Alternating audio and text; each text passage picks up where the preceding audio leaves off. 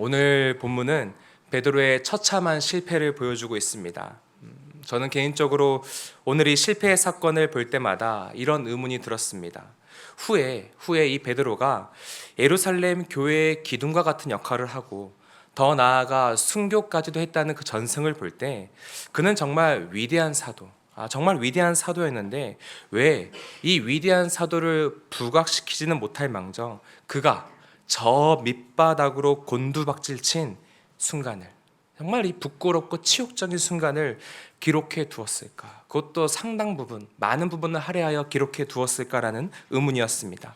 오늘 저는 베드로의 실패가 갖는 그 의미에 대해서 좀 중점적으로 말씀을 나누고자 합니다. 잠시 본문의 배경을 설명드리겠습니다. 53절부터 65절까지는 공회 앞에서 예수님이 신문을 받으시는 장면이 기록되어 있습니다. 종교 지도자들이 보낸 경비병들에 의해 잡혀온 예수님은 그날 밤에 대제사장 가야바의 집에 끌려가 거기 모여있는 서기관들과 장로들 앞에서 새벽까지 신문을 당하십니다. 그런데 예수님이 신문을 받으실 때 베드로도 멀찍이 떨어진 상태로 따라와서 그 장소에 있었다라고 합니다.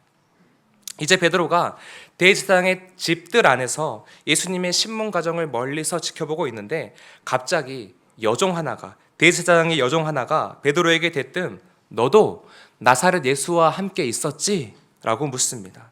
그것이 67절 말씀에 기록되어 있죠. 그때 베드로가 뭐라고 말하냐면 당신이 하는 말이 무슨 말인지 모른다며 자신은 예수와 무관한 자라고 부인합니다. 그러면서 대제사장의 집 아랫뜰에서 앞뜰로, 즉 출입구 쪽으로 자리를 슬쩍 피합니다. 그러자 이 여종이 집요하게 베드로를 따라와서 그곳에 모여있는 사람들을 향해 이 사람은 그 도당이 분명하다라고 외치죠. 베드로는 또 한 번 강력하게 부인합니다. 그렇게 좀 일단락 되나 싶었는데 얼마간의 시간이 지난 후에 곁에 있던 사람들이 베드로를 향해 내가 보니 갈릴리 사람이다. 너 분명히 저 예수와 함께 있는 자다 라고 몰아붙입니다. 그러자 이번에는 베드로가 저주와 맹세라는 최악의 카드까지 꺼내면서 강경하게 부인했다라고 71절에 기록되어 있습니다. 여기서 저주의 대상은 다름 아닌 베드로가 주님이라고 고백했던 그 예수님이시며 맹세했던 대상은 하나님입니다. 하나님께 맹세하며 예수님을 저주하며 그렇게까지 부인했던 것입니다. 절대로 넘지 말아야 할 그 선까지 넘어버린 베드로의 처참한 실패를 오늘 본문은 기록하고 있습니다. 제가 그의 실패를 그냥 실패가 아니라 처참한 실패라고 표현한 데에는 이유가 있습니다. 바로 그가 했던 호언장담 때문인데 마가복음 14장 30절을 좀 고개를 들어서 위로 14장 30절을 보시면 예수님이 베드로를 향해 오늘 밤 닭이 2번 울기 전에 네가 3번 나를 부인하리라 라고 말하신 장면이 나옵니다.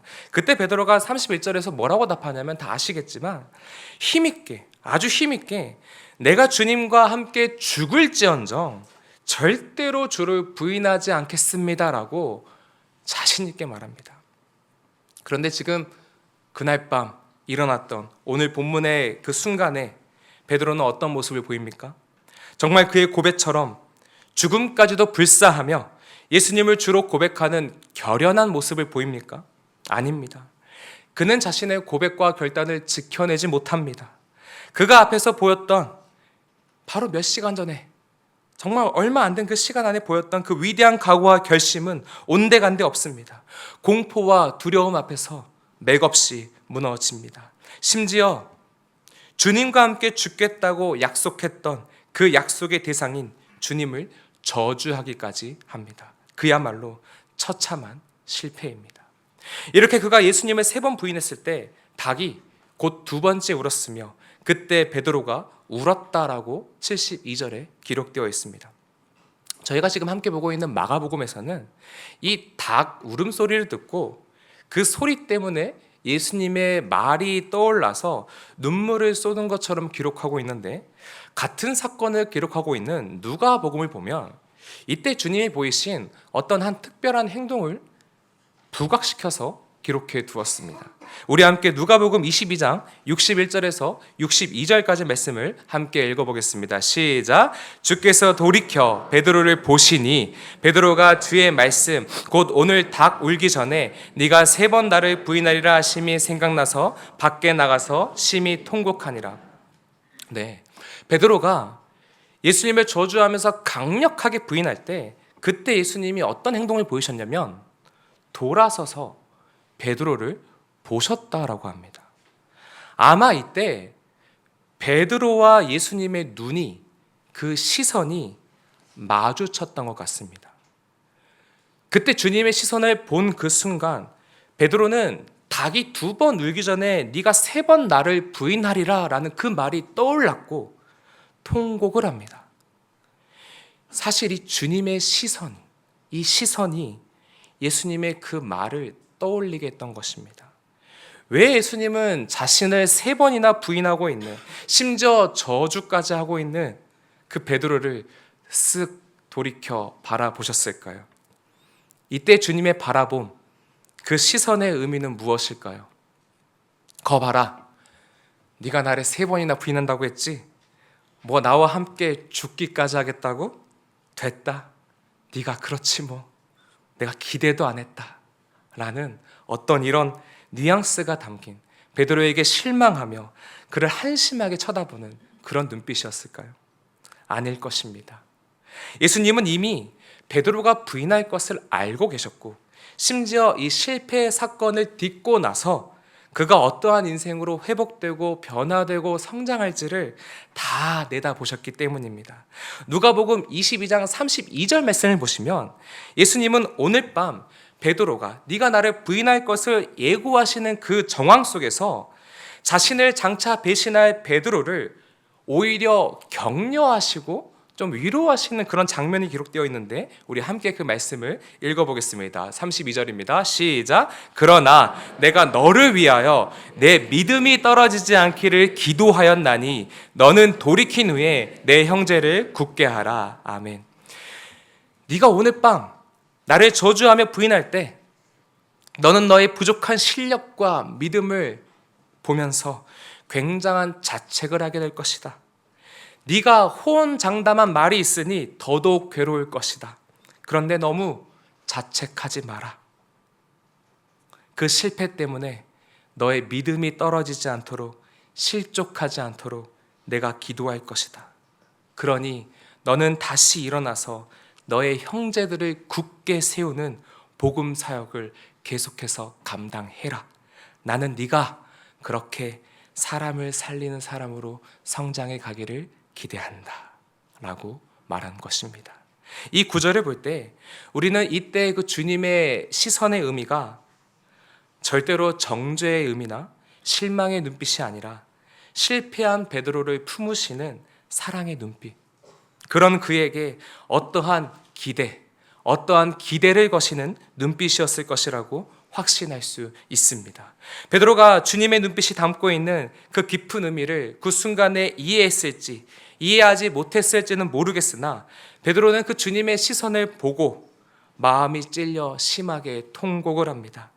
자신의 가슴을 치며 자책했을 것이며 머리를 쥐어뜯고 땅바닥에 머리를 찌으면서 괴로워했을 것입니다.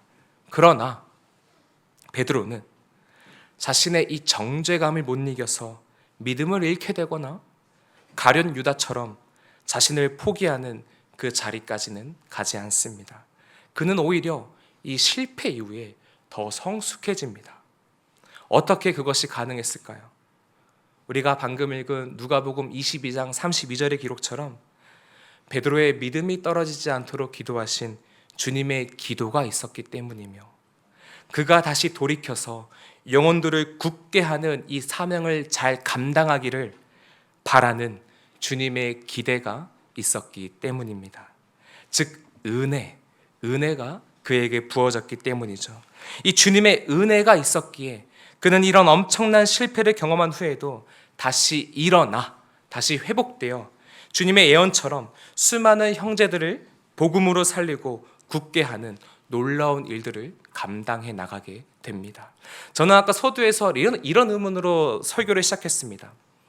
나중에 이 베드로, 정말 어떻게 보면 조금은 좀 이제 찌질해 보일 수 있는 이 베드로가 예루살렘 교회의 기둥 같은 역할을 하고 더 나아가 순교까지 됐다는 그런 위대한 전승을 볼 때 그는 정말 위인과 같은 인물인데 왜 그를 더 부각시키는 위대한 업적이 아니라 굳이 이런 처참한 실패와 과오를 성경에 기록해 두었을까라는 의문이었습니다.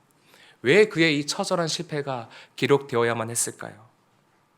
바로 이 사건이, 바로 이 실패가 주님이 오늘날의 신자들에게 알려주고 싶은 복음이기 때문입니다.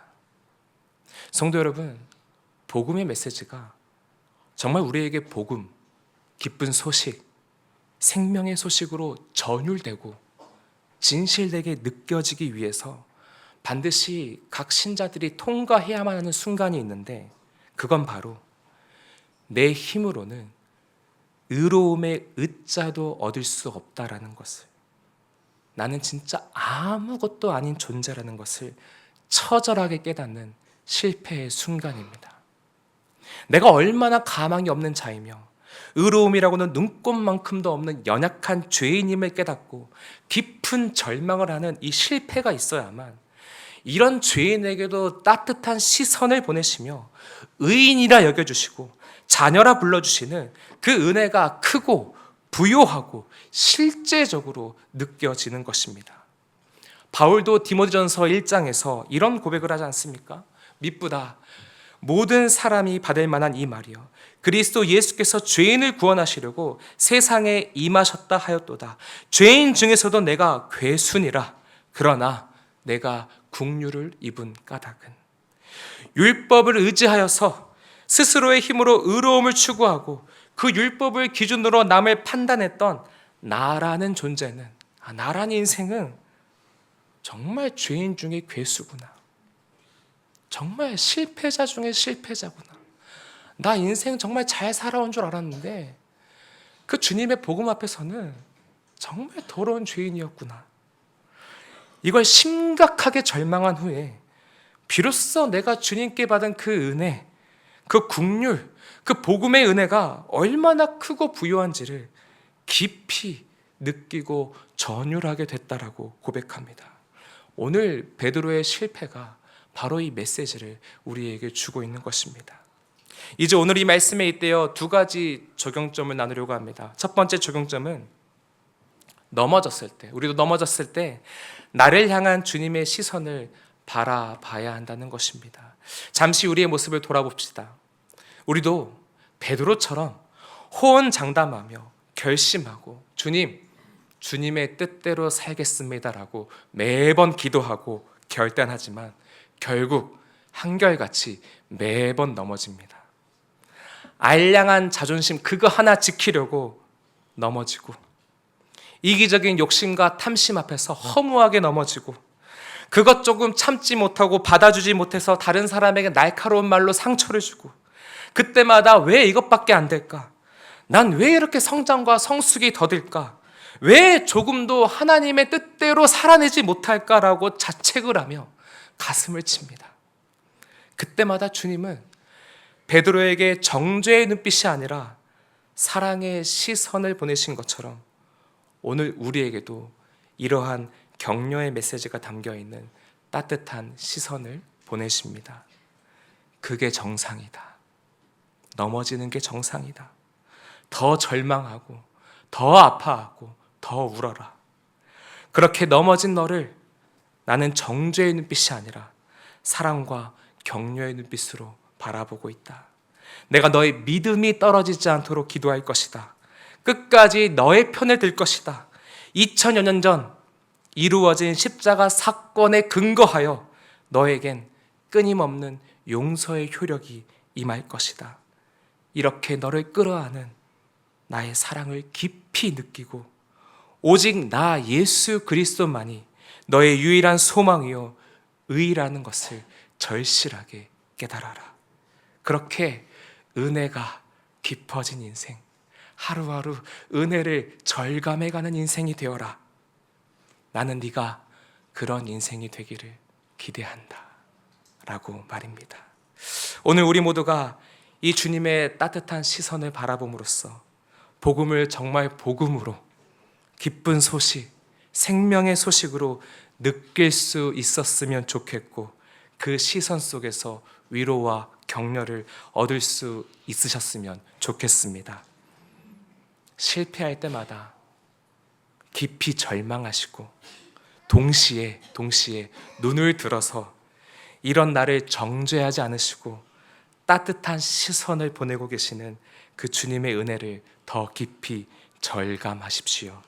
우리는 그렇게 은혜가 깊어진 인생이 되어가야 합니다.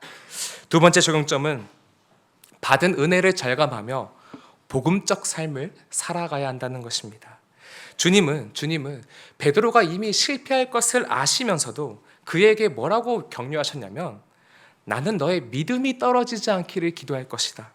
너는 그 실패 후에 다시 돌이켜서 다시 나에게 돌아와서 너의 형제들을 굳게 하는 인생이 되라고 말씀하셨습니다. 포기하는 것이 아니라 기대하는, 이 기대라는 은혜를 부어주신 것이죠. 그리고 실제로 그는 이 기대라는 은혜를 절감하면서 이후로 복음적 삶을 살아가게 됩니다. 반대로 우리가 만약 베드로처럼 나의 연약함과 죄성에 대한 깊은 절망이 없고, 그래서 주님으로부터 내가 받은 그 은혜가 얼마나 큰지를 절감하지 못한다면, 그때 우리는 사람을 세워주는 삶이 아니라 나의 내가 잘하는 것을 기준으로 하여 사람을 판단하고 찍어 누르고 사람을 잡아대는 그런 모습을 보일 것입니다. 다른 말로 하자면 복음적 삶이 아니라 율법주의적인 삶의 모습이 나타난다는 것입니다. 성도 여러분, 우리가 정말 복음의 은혜를 깊이 절감하면서 그 은혜에 기대어 살아가는 삶을 살고 있는지, 아니면 내 의에 기대어 살아가는 율법주의적 삶을 살아가고 있는지 판단하는 기준이 한 가지 있습니다. 내 눈에, 내 마음에 어떤 누군가의 그 신앙생활이나 삶의 모습이 탐탁치 않게 느껴지고, 교회를 볼 때 교회에 이런저런 부분이 부족해 보여서 여러분의 마음이 부대끼시면 내가 지금 율법주의적 삶을 보이고 있구나, 그런 경향이 있구나라고 경계하셔야 됩니다. 나는 되는데, 나는 하고 있는데 왜 저 사람은 안 하지? 라는 그 의식이, 그 자기 의가 마음속에 있기 때문에 마음이 부대끼고 탐탁치 않게 보이는 것이기 때문에 그렇습니다. 제가 저희 청년부 순장님들에게 종종 하는 말이 있습니다. 내가 맡은 순의 출석률이 높아지고 내 열심과 헌신에 비례하여서 순이 부응되어 가는 것을 경험할 때, 그때 다소 어려운 상황에 처한 순장들을 보면서 저 순장은 순 관리를 참 못하는구나, 마음속으로 은근히 그 순장을 깎아내리거나 열심히 안 해서 저렇다라는 판단의 마음을 갖지 말라고. 또 청년들 중에 특정 누군가의 신앙생활이 탐탁치 않게 느껴질 때, 나는 이렇게 하는데 너는 왜 그렇게 하냐는 식의 마음이나 태도를 절대로 보이지 말라고 당부합니다. 왜 그런 부탁을 할까요? 그런 생각들이 다 나는 되는데, 나는 열심히 하는데 너는 왜 안 해? 너는 왜 안 돼? 너는 왜 그렇게 신앙생활해? 라는 이런 자기 의에서 비롯된 정말 위험한 율법주의적 모습이기 때문에 그렇습니다. 율법주의는 사람을 세우는 데 관심이 있기보다 자기 의를 세우는 데 관심이 있기 때문에 공동체에 100% 상처가 생깁니다. 저는 이걸 너무너무 경계하고 무서워하기 때문에 저희 순장 리더십들에게 정말 이 부분을 강조해서 권면합니다. 근데 이제 부작용이 뭐냐면, 제가 무슨 말 할 때마다 목사님이 지금 자기 의를 세우는 것 같습니다라고 놀리는 청년 순장들이 있어가지고 좀 괴롭긴 한데, 반대로 나에게 의로움이라고는 전혀 없구나, 진짜 없구나, 나는 진짜 부족하고 아무것도 내세울 것 없는 부족한 자구나 라고 절망하고, 그 절망의 과정을 지나면서 이런 나를 품으시고 이런 나에게도 끊임없이 기회를 주시며 기대라는 것을 걸고 계시구나, 이 주님의 은혜를 깊이 느끼고 누린 그리스도인들은요, 관용이라는 것을 보입니다. 관용. 넉넉하게 받아주고 이해해 줍니다. 왜 그럴까요? 내가 그런 은혜를 주님께 받았거든요. 내가 받았거든요. 나 진짜 잘난 건 하나 없는데 내가 그런 은혜를 받았거든요. 내가 의롭지 않았을 때 불의한 나를 정죄치 않으시고 은혜로 대해 주셨기 때문에 나도 다른 일을 판단하지 않고 내 기준에 의해서 잘하고 못하고를 재지 않고 은혜로 대해 주게 되는 것입니다. 제가 언젠가 담임 목사님과 함께 차를 타고 이동할 일이 있었습니다. 그때 제가 차 안에서 담임 목사님께 이런 질문을 드렸습니다. 저는 목사님이 보여주시는 그 관용의 성품이 기질적으로 타고난 것인지 아니면 후천적으로 어떠한 노력을 통해 얻게 되신 것인지 궁금합니다. 제가 조금 사회생활을 좀 합니다. 그때 담임 목사님이 뭐라고 말씀하셨냐면 복음이 무엇인지 제대로 이해하고 나신 후에 남을 판단할 권리가 없음을 깨닫게 되셨고 타인에 대하여 넉넉한 마음, 계속해서 기회를 주는 태도와 마음을 가지게 되셨다라고 말씀해 주셨습니다. 제가 정말 그때 깊은 감명과 도전을 받았습니다. 무릎을 탁 치고 싶었는데 운전대를 잡고 있어가지고 치지 못했습니다. 참고로 다음 주 수요일부터 복음 중에 복음이라는 주제로 담임 목사님의 복음 강의가 진행됩니다. 많은 참여와 관심을 바랍니다. 광고를 하려던 건 아니었는데 갑자기 광고로 흘러갔네요. 네, 말씀을 정리하겠습니다. 오늘 우리 모두에게 나의 연약함과 나의 죄성에 대해 더 나아가서 나의 진짜 나의 그 알량한 의를 내세웠던 그 모습에 대해 깊이 절망하고 아파하고 통곡하는 이 아픈 마음이 좀 회복되었으면 좋겠습니다. 나아가 이런 연약한 나를 사랑해 주시고 기대를 걸어주신 그 은혜를 감사하며 이제는 나의 의를 기준으로 남을 판단하는 삶이 아니라 내 형제를 관용하며 세우고 굳게 하며 살리는 복음 중심적 삶을 살아갈 수 있기를 간절히 소망합니다. 우리 함께 말씀 기억하시면서 찬양하겠습니다.